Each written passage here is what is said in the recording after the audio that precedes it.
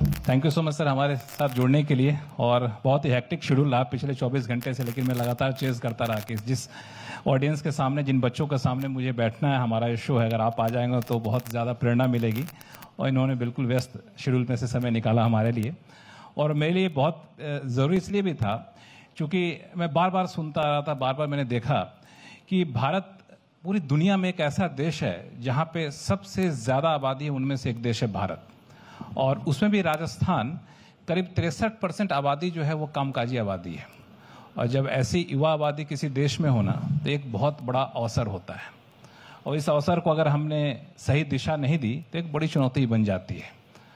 तो कैसे इस आबादी को, युवा आबादी को हम लोग एक सही दिशा दे सकते हैं, जो चुनौतियां उसको कैसे दूर कर सकते हैं, यही जानने की कोशिश करेंगे। और इसके लिए इनसे बेहतरीन कोई शख्स हो नहीं सकता। तो आप सभी लोग जोरदार तालियों से एक बार फिर से स्वागत करिए कर्नल राजवर्धन सिंह राठौर साहब का।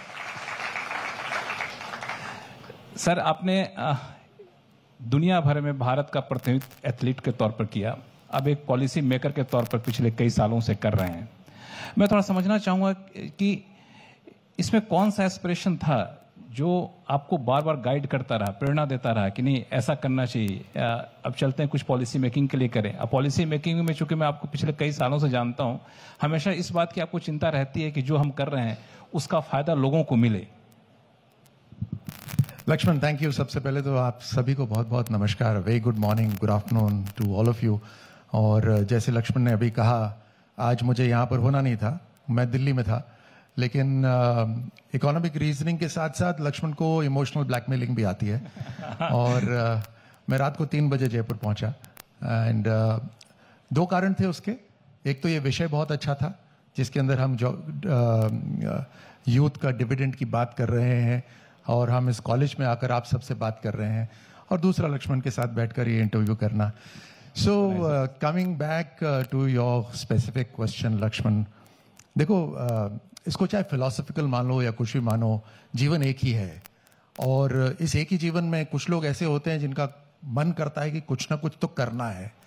सो बस यही एक तलब थी, एक पैशन था कि कुछ करना है, इस जीवन को कुछ अर्थ देना है। और उसी लिए एक के बाद एक कुछ ना कुछ चुनौती स्वीकार करते रहे। गीत सेठी ने एक किताब रखी है। Geet Sethi is a phenomenal and a renowned billiards and snooker player. उसने एक किताब लिखी है, द स्वीट स्पॉट ऐसे करके कुछ किताब है। उसमें सबसे शुरू में वो एक कहानी बताता है, जो कहानी शायद हम सब बचपन में सुनते आए हैं, कि एक प्रिंसेस है और उसको एक किसी ड्रैगन ने उसको कैद कर रखा है। The prince has to fight the dragon and win the hand of the princess. सो उसने उसमें लिखा कि वो प्रिंस लड़ता है ड्रैगन से, लेकिन इसलिए नहीं कि प्रिंसेस का हैंड जीतना है, क्योंकि उसके बाद उसको अगले ड्रैगन के साथ लड़ना है। So there are some people who look for challenges in their life. So unfortunately I fall into that category. मैं अनफॉर्चुनेटली इसलिए बोल रहा हूं कि जब मैं अक्सर अपना जीवन देखता हूं तो उसमें बहुत कष्ट होता है। मैं अपने आप को कष्ट में झोंकता हूं, और मैं कई अपने दोस्तों को देखता हूं तो क्या मजे में जी रहे होते हैं, बिल्कुल सरल मजेदार जिंदगी। तो जो अचीवर्स होते हैं उनका जीवन आसान नहीं होता, लेकिन उसमें अपना एक सेटिस्फैक्शन होता है। Some people are built for that, some people are built for that. So I am one of those who is built for that, and that's why I love to take on some challenges, and each challenge has been nothing less than impossible. जब मैं सेना में था, या सबसे पहले मैं कहूं जब मैं 11वीं क्लास में था, तो सबसे बड़ा चैलेंज यही था कि सेना में जाना है, आर्मी में जाना है, एनडीए एग्जाम क्रैक करना है। उसके बाद जब वहां गए तो आतंकियों को 1991, 92 I was in Kashmir and I was just 22 years old। वहां यह था कि 120 की जो टुकड़ी है मेरे पास, कंपनी है, उसको जिंदा वापस लेकर आना है और आतंकियों को खत्म करना है। वो अपने आप में बहुत बड़ा चैलेंज था। उसके आगे तो हम कुछ देखते ही नहीं थे। फिर उसके बाद ऐसे ऐसे जीवन आगे चलता रहा, और नई नई अपॉर्चुनिटीज खुलती रही। तो मेरी परिवार के अंदर राजनीति में कोई भी नहीं है, लेकिन वहां पे भी गया। ओलंपिक्स जैसा सपना तो हम देखते ही नहीं थे। उस समय मोबाइल फोन्स वगैरह नहीं थे, तो the world was not in your hands as they typically say. The world wasn't so small, तो इतने बड़े सपने ही नहीं होते थे। लेकिन फिर भी था कि एक ही जीवन है, कुछ करना है, तो वो भी करा. But at the end of the day I think I am lucky as well. भगवान का आशीर्वाद भी है और आई थिंक बड़ों का भी आशीर्वाद है. बिल्कुल. जिन जिन आपने सफर का जिक्र किया, मैं भी थोड़ा बहुत जहां तक जाना उस सफर को, तो उसमें सफलताएं कम मिलती हैं, विफलताएं ज्यादा होती हैं. फॉर एग्जांपल एनडीए की बात आपने की, रिटर्न हर कोई निकालता है. जब वहां पे जीडी में जाता है तो आधे से ज्यादा स्टूडेंट को कहा जाता है भाई आप लोग का हुआ नहीं, आप लोग वापस चले जाओ, बैक पैक करके वापस जा रहे होते हैं. बहुत कम लोग सफल होते हैं. जब आप जम्मू कश्मीर में पोस्टेड रहे होंगे, हमेशा खबरें आती थी कि आतंकवादियों ने इतने सैनिक को शहीद कर दिया. फिर एथलीट पे गए तो वहां भी विफलताएं ज्यादा होती, सफल बहुत कम लोग होते हैं. राजनीति तो उससे भी ज्यादा चैलेंजिंग है. तो कभी ऐसा लगा आपको कि नहीं यार अब छोड़ देना चाहिए, अब हिम्मत हार रहा हूं मैं, या फिर कभी ऐसी फीलिंग आई? ये इसलिए पूछ रहा हूं क्योंकि हमारे स्टूडेंट जब बाहर निकलेंगे तो ऐसी चुनौतियों का सामना करेंगे.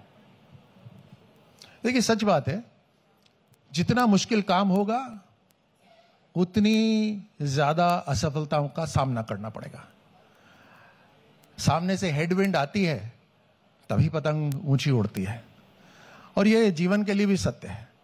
जितने ज्यादा ऑब्स्टिकल्स आएंगे, इसका मतलब उतने ज्यादा लोग वहां पहुंचना चाहते हैं, यानी उतनी ही कीमती चीज उस पार है. तो मुश्किलें आ रही हैं, इसका मतलब आपका रास्ता सही है, ये मेरा मानना है. और हाँ, मुश्किलें होती हैं तो फेलियर्स भी होते ही हैं. अब ये शायद सेना में से सीखा या जीवन में सीखा, और ये एक्सपीरियंस मेरा रहा कि आप सफलताओं से इतना नहीं सीखते जितना विफलताओं से सीखते हो. जितना फेलियर से सीखते हो उतना सक्सेस से कभी नहीं सीख सकते. और हजारों बार आप मेरा अगर इंटरव्यू देखें, ओलंपिक पदक जीतते ही तो मैंने कहा था उसमें कि मैं 1000 बार मरा हूं तब जाकर यहां पहुंचा हूं. तो उसका कहने का मतलब यही था कि हर बार जब हार होती है तो वो मौत के बराबर होती है. लेकिन खिलाड़ी वही होता है जो जितनी बार भी गिरे उतनी बार खड़ा हो जाए. और जीवन का अर्थ भी यही है. It is the journey, it is not the destination. ठीक है, आपने ओलंपिक पदक जीत लिया, फिर उसके अगले दिन खत्म, फिर क्या करोगे? So what next? Then you pick up a new challenge, because that is the journey. It is the journey that you enjoy. And so if I'm here today, I'm enjoying this moment. I'm living in the moment and I want to give 100% to my moment. इसमें एक सवाल मैं पूछना चाहूंगा कि चूंकि army में थे, फिर एथलीट बने, अब पॉलिटिशियन है. अगर मैं थोड़ा सा पूछूं कि सबसे चैलेंजिंग कौन सा रहा तीनों में? देखिए, तीनों के अपने अपने चैलेंजेस होते हैं और उनको डिप्लोमेटिक जवाब मत दीजिए. नहीं, मैं आगे बता रहा हूं. से जवाब दीजिएगा. समानताएं भी बता सकता हूं और असमानताएं भी बता सकता हूं.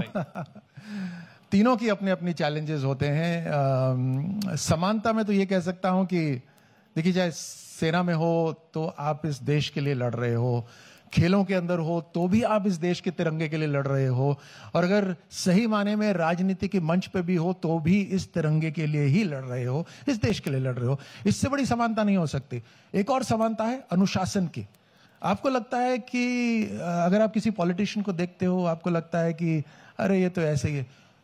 कितने लोगों से मिलना पड़ता है, कितने पापड़ बेलने पड़ते हैं, कितना आईक्यू रखना पड़ता है, आप कितने डिग्री है उससे मतलब नहीं है, बट कितना प्रेजेंस ऑफ माइंड आपका है.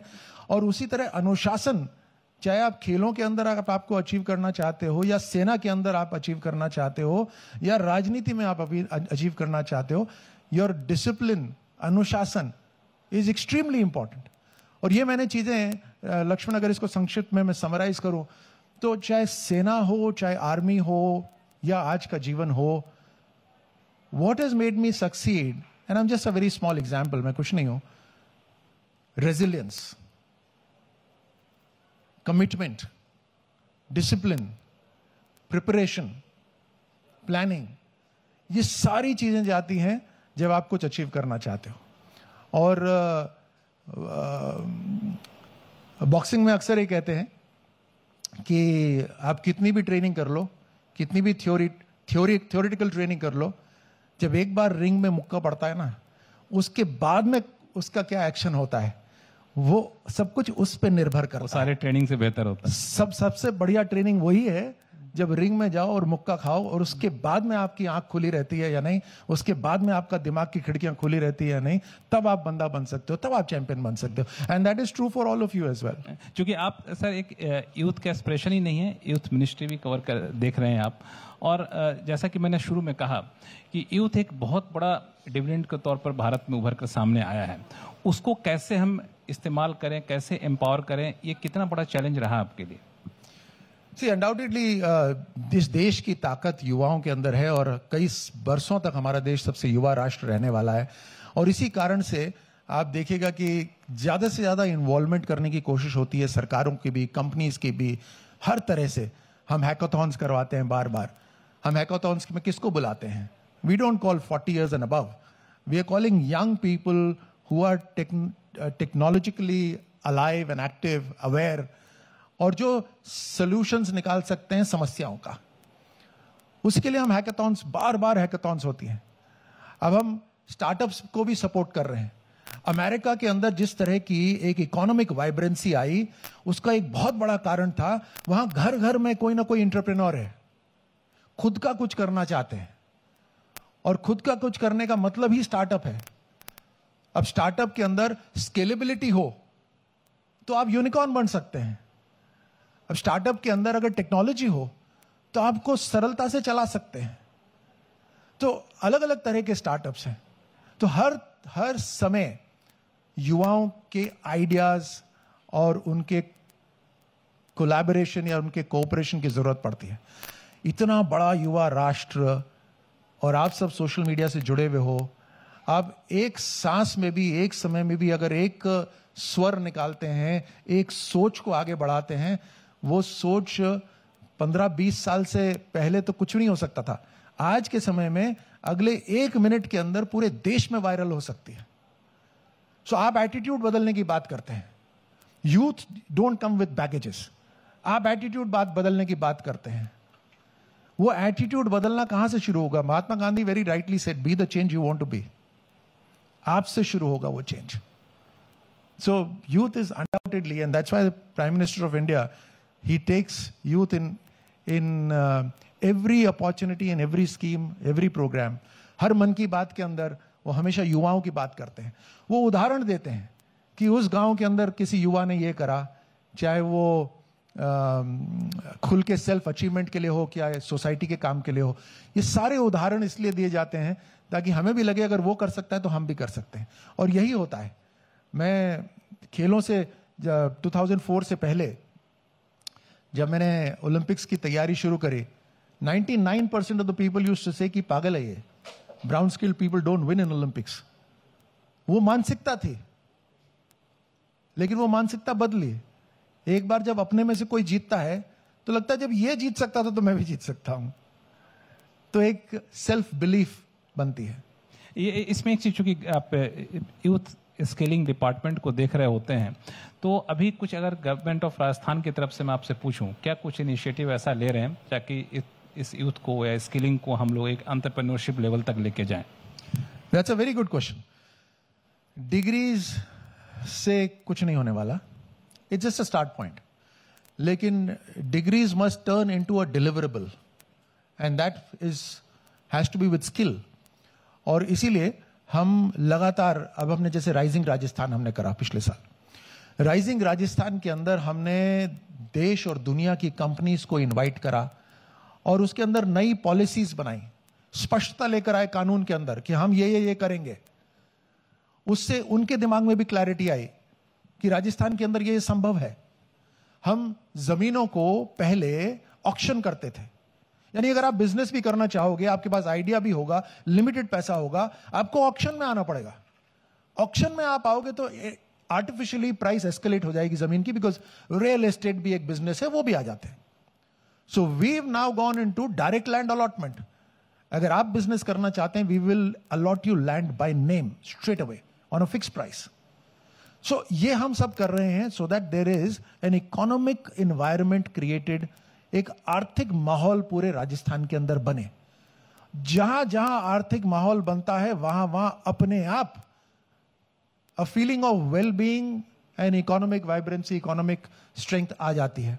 उसी के साथ हम इंडस्ट्रीज के साथ बोल रहे हैं। राजस्थान के अंदर मार्बल का काम बहुत होता है, ग्रेनाइट का काम होता है, तो हम ग्रेनाइट और मार्बल एसोसिएशन से कहते हैं कि आप क्यों नहीं स्किलिंग के अंदर आ जाते।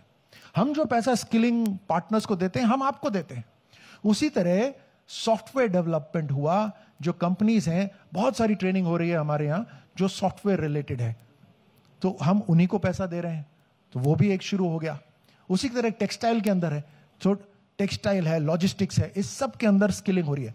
सो we now have a AI dashboard that tells us कि किस सेक्टर के अंदर स्किलिंग की जरूरत है, और फिर हम स्किलिंग वहीं पर ही करते हैं। आप लोगों ने कुछ सेक्टर आइडेंटिफाई हमारी किया विश्वकर्मा स्किल यूनिवर्सिटी है, उसके अंदर अलग अलग सेक्टर से जो कॉलेजेस हैं वो जुड़े हुए हैं, which are involve in skilling. तो उसमें कलिनरी स्किल्स हैं, कोई शेफ बनना चाहता है उसको, कोई पेस्ट्री बेकिंग करना चाहता है वहां पर, कोई पेंटिंग है, कोई ज्वेलरी का काम है, ज्वेल्स का काम है, डिजाइनिंग का काम है, हर तरह की स्किलिंग हो रही है। और मैं आपको सत्य बताऊं, मुझे कई कंपनीज, कॉर्पोरेट कंपनीज के जो मालिक हैं वो आकर मुझे बोलते हैं आप मंच से बोलिए कि डिग्रीज की जरूरत नहीं है, स्किलिंग की जरूरत है। मैं कहा इतना ब्रॉडली तो मैं नहीं कह सकता, लेकिन इतना जरूर कह सकता हूं कि डिग्री लीजिए, साथ साथ स्किलिंग भी करिए। ये जो घड़ी है ना, ये टिक टिक टिक टिक जो चल रही है, ये कोई रोक नहीं सकता, कोई नहीं रोक सकता, लेकिन हर उस टिक के साथ आपके सीवी में कुछ टिक लग सकता है, वो आप ही कर सकते हो। और अगर आप इंतजार कर रहे हो कि कोई मेरे लिए आके दरवाजा खोलेगा, तो करते रहिए, कोई नहीं खोलने वाला, कोई दरवाजा नहीं खोलेगा। The day you start depending on yourself, जिस दिन आप खुद के ऊपर जिम्मेदारी लेके करोगे कि आज का दिन सुबह से लेकर शाम तक जो चीज मेरे साथ होगी उसके लिए मैं और केवल मैं ही जिम्मेदार हूं, उस दिन से आपके सफलता के दरवाजे खुलने लग जाएंगे। क्या बात है, बिल्कुल आपने सही कहा। बिल्कुल ये आपके अंदर एक कॉन्फिडेंस भी लेकर के आएगा। एक सवाल जो आपने जवाब के दौरान कहा उसमें पूछना चाहूंगा, आखिर ये क्यों बार बार सवाल उठता है कि डिग्री की जरूरत नहीं, स्किल की जरूरत है, ये गैप क्यों है आखिर? क्योंकि अब आप पॉलिसी मेकर भी हैं।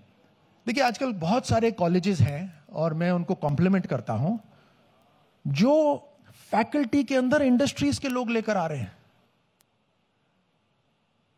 वो उनको स्टूडेंट्स को केवल थ्योरी ही नहीं, वो उनको प्रैक्टिकल भी सिखा रहे हैं। जीवन में क्या होता है, इसको हम जीवन में कैसे अप्लाई कर सकते हैं। बहुत सारी कॉलेजेस हैं, यूनिवर्सिटीज हैं जिन्होंने इंडस्ट्री के साथ कोलैबोरेट करा हुआ है। तो अगर आपके इंजीनियरिंग के स्टूडेंट्स हैं और किसी इंडस्ट्री के साथ जुड़े हुए हैं, तो वो अभी से रिसर्च कर रहे हैं उनकी चीजों के ऊपर। तो अभी से education which is knowledge which is important, उसका कोलैबोरेशन विद जॉब शुरू हो गया है। So these are the very important things. जो स्टार्टअप्स भी है, स्टार्टअप्स भी पूरे टाइम आइडियाज के बारे में सोचते हैं। एक उदाहरण देता हूं मैं आपको। 90% ऑफ द पीपल, 90% लोगों के बारे में बात करते हैं। 9% लोग इवेंट्स के बारे में बात करते हैं, और केवल 1% लोग आइडियाज के बारे में बात करते हैं। तो जो आइडियाज के बारे में बात करेगा उसी को आइडिया मिलेगा। And then you have to show commitment, resilience, collaboration and everything to move ahead. और फेलियर्स होंगे, कोई ऐसा व्यक्ति नहीं है जीवन के अंदर जो बोल दे मेरे जीवन में एक भी असफलता नहीं हुई। और मैं जानता हूं, जितने अचीवर से मैं मिला हुआ हूं, कि हर अचीवर यह कहता है कि मैं सफलता से नहीं, असफलता से सीखकर यहां पहुंचा हूं। सो अगर आपके फेलियर्स आ रहे हैं तो घर में मिठाई बांटो कि अब आप सफलता के रास्ते पर हो। आप में से कोई है जो फेलियर होने पे घर में मिठाई बटी हो? नहीं, लेकिन बांटिएगा सर। जो कह रहे हैं वो बिल्कुल अनुभव के आधार पे कह रहे हैं, क्योंकि इनका अपने जर्नी देखा है, तो इनकी जर्नी ऐसी जो बता रहे हैं वो व्यावहारिक अनुभव है। और वाकई मैंने अब देखा है, सोशल मीडिया का जमाना है, कि कई लोग सोशल मीडिया पोस्ट करते हैं कि मेरे बच्चे के 40% आए, मैं घर में मिठाई बांट रहा हूँ। हाँ, जबकि 100% की होड़ चल रही होती है। तो ये भी एक वजह है। That is acceptance also. देखिए क्या है, और मैं एक इवेंट, बड़ा इंटरेस्टिंग बात है, एक कॉमनवेल्थ का गोल्ड मैंने केवल एक्सेप्टेंस से जीता। उसकी कहानी मैं बताता हूं संक्षिप्त में, क्योंकि समय कम है आपके पास। आप घड़ी पे मत देखिए, समय है, आप बोलिए, अच्छा बोल रहे हैं। 2006 की बात है। 2002 में मैंने राष्ट्रमंडल गेम्स में, कॉमनवेल्थ गेम्स में गोल्ड जीता था। 2006 के अंदर मेलबर्न में थे और मैं फॉर्म में नहीं था, मेरे से मिस हो रहे थे targets and I was frustrated. और फ्रस्ट्रेशन में मैं और ज्यादा ताकत लगाता था, और ज्यादा ताकत लगाता था, मैं और मिस करता था और फ्रस्ट्रेट होता था। Somewhere in the middle of the competition, I don't know, maybe an angel was passing and I said, I accept it. मैं स्वीकार करता हूं कि जिस फॉर्म में हूं उस फॉर्म में हूं और उसी से अपनी नैया पार लगाऊंगा। और बिलीव मी, मेरे मिसेस कम होने लग गए and I one that competition at a low score. सबका स्कोर लो था, उसमें मेरा भी स्कोर लो था, लेकिन मैं पोडियम पे खड़ा हुआ, तिरंगा लहराया, राष्ट्रगान बजा। It was purely on acceptance. And आपने जो बात कही, मैं ऐसे पेरेंट्स को भी कॉम्प्लीमेंट करता हूं जो अगर 40% आए, 30% आए, उनको स्वीकार करते हैं कि ये 30% तो आज की तारीख के 30% है, कल के थोड़ी ना है। तो आज इसको स्वीकार करते हैं और फिर बैठते हैं कागज पेन लेकर कि क्या कमी रही। दुखी होना चाहिए, लेकिन सीमित समय के लिए दुखी होना चाहिए और उससे फिर एक ऊर्जा मिलती है। बेइज्जती होनी चाहिए। यहां पे कितनों की बेइज्जती हुई हुई जीवन में, हाथ खड़ा करो। गुड, बधाई हो आप सबको। जब जब मेरी बेइज्जती हुई है, और अनेकों बार हुई है और हर तरह से हुई है, तब तब मैंने उस ताकत को, जो गुस्सा आता है, उस ताकत को अपने अंदर रखा, एक न्यूक्लियर फ्यूजन की तरह कि इसको धीरे धीरे न्यूक्लियर रिएक्टर की तरह रिलीज करूंगा। जब बिल्कुल थक जाऊंगा जिस दिन, उस दिन याद करूंगा क्या बेइज्जती हुई थी, फिर 4 कदम और चलूंगा। इसको याद रखना है और एक दिशा देकर काम करना है। This is your energy, this is your fuel. ये रोटी वोटी से फ्यूल नहीं होता, फ्यूल यहां होना चाहिए, यहां होना चाहिए।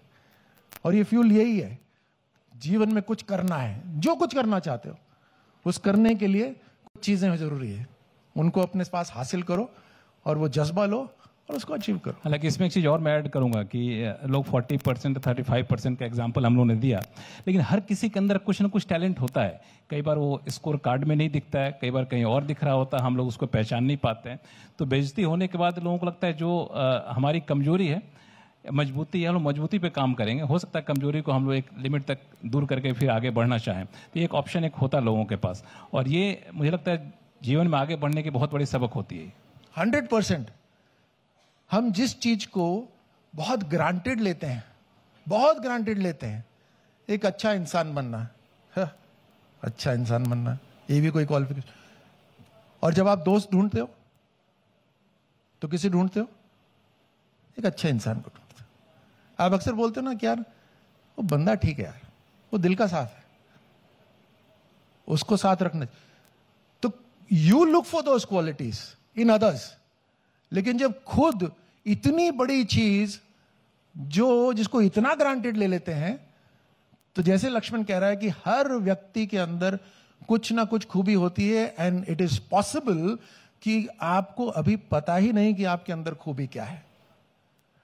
आपके आसपास जो एनवायरनमेंट है ना, वो आपको बता सकता है। आपके टीचर्स बता सकते हैं जो आपको हर समय देखते रहते हैं, आपके दोस्त बता सकते हैं, आपके दुश्मन बता सकते हैं कि आपके अंदर क्या क्वालिटी। हालांकि बच्चों के लिए एक मैं सवाल पूछ लूं आपसे ही कि आपके अंदर एथलीट वाली खूबी कब पता चली आपको? मेरे ख्याल से एथलीट वाली क्वालिटी तो शुरू से ही मैं स्कूल के अंदर या घर में भी हमेशा देखता था 4 कब बजेंगे, तो 4 बजते ही बाहर होते थे, घर से बाहर खेलना दौड़ना, ये तो बचपन से। पॉलिटिशियन वाली? पॉलिटिशियन मैं एक आपको पहली बार ये बात बोल रहा हूं, बहुत इंटरेस्टिंग बात है। देखिए कहीं ना कहीं हमारी शायद, और मैं इस बात में भी विश्वास करता हूं कि आज जो हम हैं उसके अंदर पूर्व जन्म और हमारे कर्मों का, I am being philosophical but कर्मों का सवाल है। तो आज भी जो आप कर्म करते हैं ना, वो कहीं ना कहीं काउंट होते हैं, मुझे इस बात पे पूरा विश्वास है। मेरे परिवार में तो कोई भी नहीं था राजनीति के अंदर, दूर दूर तक कोई भी नहीं था। हमारी 4 पीढ़ियां सेना के अंदर थी, वो भी एक ही पलटन में थी। लेकिन क्लास 10th में मैंने अपना नाम राज्यवर्धन सिंह लिखा, और उसका कारण यह था कि मुझे लगा कि कहाँ क्लास 10th में मुझे आया कि पॉलिटिक्स में जाऊंगा तो राज्यवर्धन सिंह ज्यादा अपील करेगा लोगों को। तो उस वजह से उसके बाद वो थॉट खत्म हो गई, बट मैंने 10वीं के अंदर जहां नाम दर्ज होता है वहां राज्यवर्धन सिंह लिखा दिया। उसीलिए आज तक मेरे पासपोर्ट और बाकी सब में समस्या रहती है, क्योंकि हर जगह राठौर लिखा रहता है और पासपोर्ट के अंदर सिंह लिखा हुआ है। But I am just, it's just a passing thought. So these things come to you. So मेरा कोई विचार नहीं था, लेकिन शायद परिस्थितियों की वजह से मैं राजनीति में आया। हालांकि मेरा अपना मानना है कि जिस तरीके से यंग हमारे पास आ रहे हैं और राजनीति का दायरा बढ़ रहा है, ये भी एक विधा होनी चाहिए, उसके लिए भी ट्रेनिंग होनी चाहिए लोगों को कि बाई चांस आप पॉलिटिशियन बन जाए, पॉलिटिक्स में आ जाए, या फिर खानदानी तौर पे आप पॉलिटिक्स में आ जाए। ऐसा क्यों, जबकि राजनीति की जिम्मेदारियां काफ़ी ज़्यादा बढ़ रही हैं, तो क्यों ना ऐसा कुछ सोचा जाए कि हाँ, आपको राजनेता बनना तो ये सारी चीज़ें आपको करनी चाहिए, इसके लिए स्किलिंग होगी, ये ट्रेनिंग होगी। देखिए, इसके लिए एक अलग से कोर्सेज हैं, लेकिन मेरा मानना है कि राजनीति का मंच सबसे महत्वपूर्ण मंच है। इस मंच से आप वाकई में दूसरे लोगों के लिए, समाज के लिए, पूरे देश के लिए बहुत बड़े बड़े निर्णय ले सकते हैं। अगर यहां पर आपको सबको लगता है कि क्या फर्क पड़ता है, we are not interested in politics, but you are affected by politics, you like it or not. Each and every one of you, those who are outside, those who are inside, they like it or not, they're affected by politics. Why? Because जो आज जो निर्णय हो रहे हैं, जो नीतियां बन रही हैं, वो अगले 25 साल तक आपको भोगनी पड़ेंगी। You will be a subject to those policies. आप बिजनेस करना चाहते हैं, आप खुद का कुछ व्यवसाय करना चाहते हैं, आप विदेश जाना चाहते हैं, आप कुछ भी करना चाहते हैं, you are affected by the policies. So it is a part of our life. So the platform is very important. ये मंच बहुत महत्वपूर्ण है, लेकिन मुझे लगता है इस मंच से सबसे ज्यादा जो चीज चाहिए वो है लॉजिक और कमिटमेंट। लॉजिक और कमिटमेंट के साथ आप जब काम करेंगे तो अपने आप सही बदलाव होगा। हालांकि बच्चों से पूछ लूं कि पॉलिटिक्स में आना चाहते हैं कि नहीं, आप में से कोई है जो पॉलिटिक्स में आना चाहते हैं? सर टिप्स बताएंगे जो बिल्कुल 100% सफल होगा आपका, बताइए क्यों आना चाहते हैं पॉलिटिक्स में? सर बेसिकली चेंज के लिए, और दूसरी बात जैसा कि मैं आजकल देखता हूँ सर, बहुत बायस्ड हो गया है सब कुछ, हिपोक्रेसी हर जगह हो गई है। अगर हम अपोजिशन की भी बात करें, कोई कहता है हम 75% रिजर्वेशन ले आएंगे, कोई कहता है हम जाति जनगणना करा लेंगे। सर कोई ये नहीं कह रहा कि एक आदमी गरीब है, उसके पास सिचुएशन नहीं है, हम उसको आगे बढ़ा दें। सब ये कहते हैं तुम उस जाति के हो, तुमको आगे बढ़ा देंगे, तुम इस जाति के, तुम उसको आगे बढ़ा देंगे।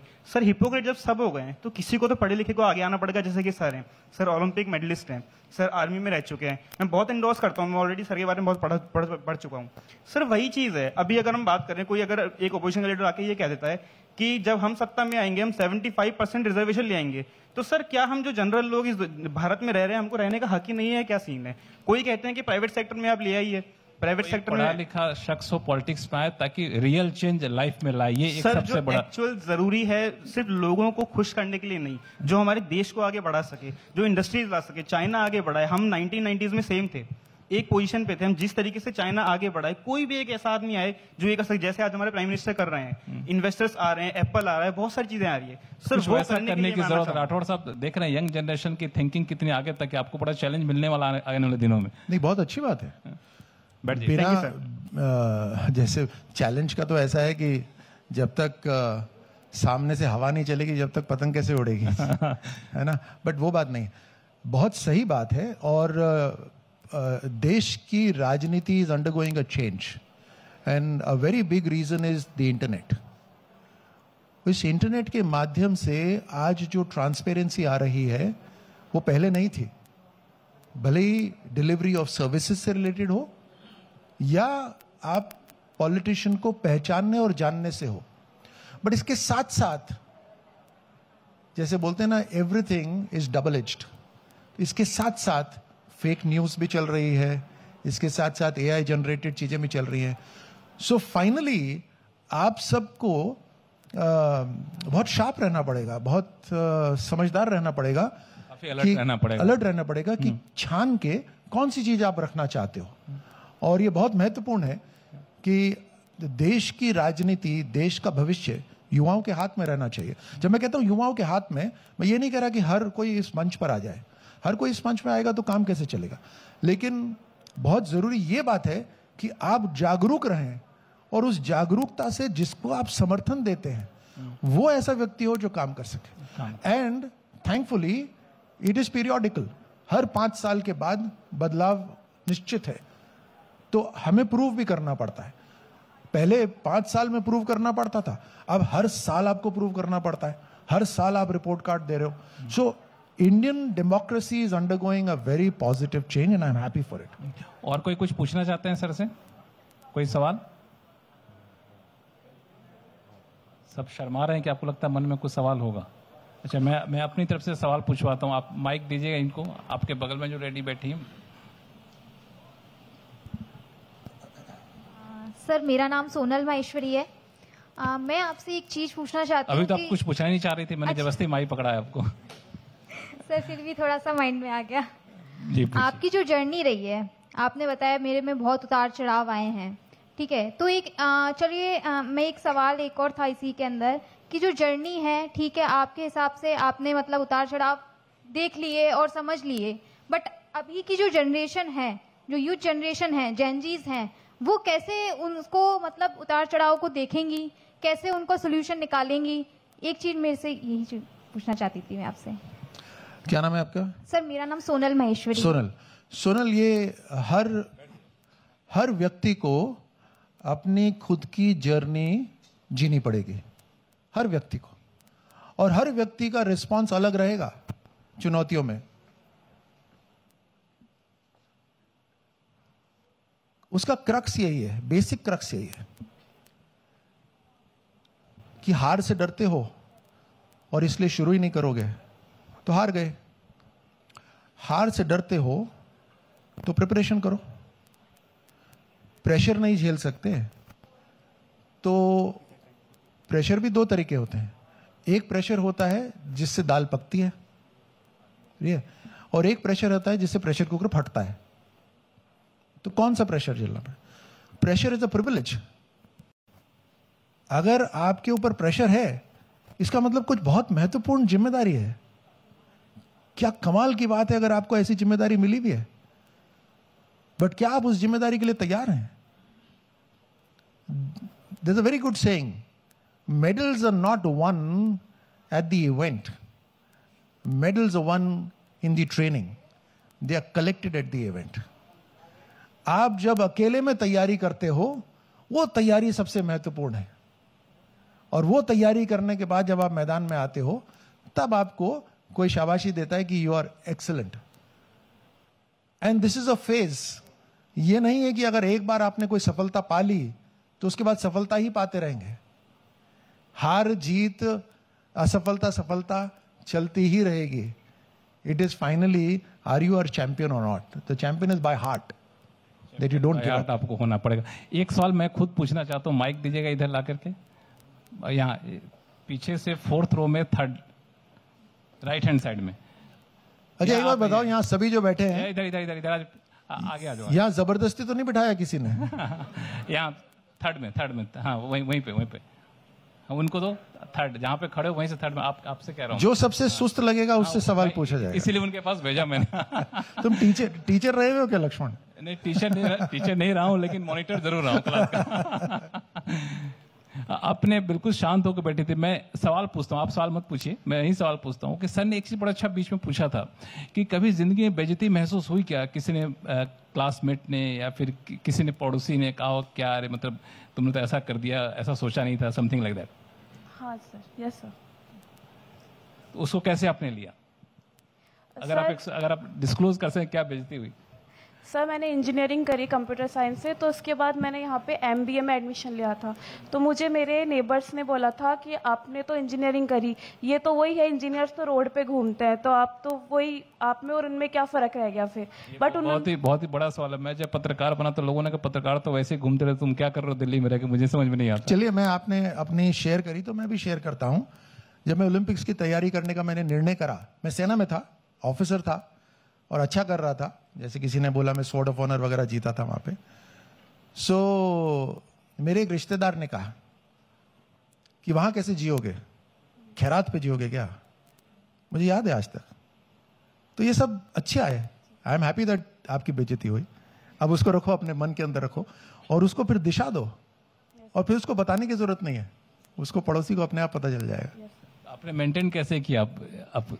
सर एक्चुअली मैंने जॉब करी थी, उसके बाद 2 साल मैंने जॉब करी आईटी कंपनी में, उसके बाद अभी मैं अब एमबी के लिए आई हूँ।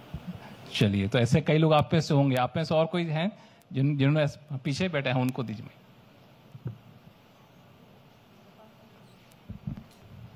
हम लोग के यहाँ जब गांव में शादी के लिए लड़के के पास आते हैं लड़की वाले, तो पूछा था लड़का करता क्या है, तो मेरी शादी के लिए आए लड़की वाले, तो पूछा क्या करते हो, तो कहा कि ये तो पत्रकार है। नहीं, वो तो ठीक है जी, पत्रकार है जी, कमाता क्या है, पैसे कहाँ से आते ये तो बताओ मुझे। तो ऐसे भी सिचुएशन होते हैं। हाँ, पूछिए। Good afternoon, sir. My name is Nitin. I am from Haryana, and basically the Haryana is completely covered with the sports mostly.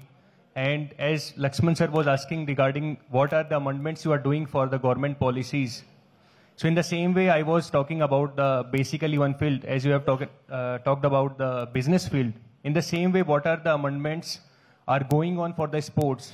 As suppose an individual sports person need or a sports community need, whatever their basicity is there and what the hurdles they are facing. If suppose a single application was given to any sports officer or any district sports officer, that file goes on up to CM or up to Chief Secretary. After that, it returns back. After that, they again finalize the approval, whether it may be the benefits or whether it may be the changement in the policies or any amendments.